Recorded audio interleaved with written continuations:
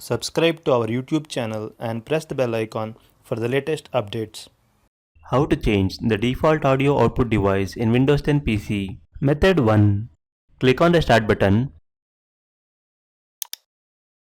Go to Settings.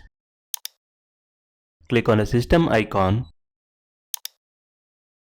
In the left sidebar, click on Sound tab. Under Output section, click on the drop-down menu below. Choose your output device.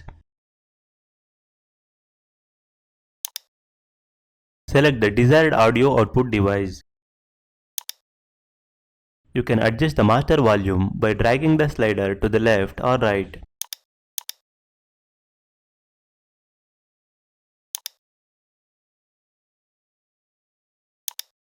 Method 2. Click on the volume icon in the Action Center. Now click on the upward arrow icon to open the menu. Select the desired audio output device from the list.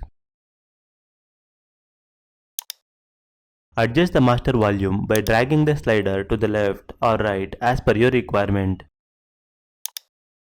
This is how you can change the default audio output device in Windows 10 PC. Thank you for watching.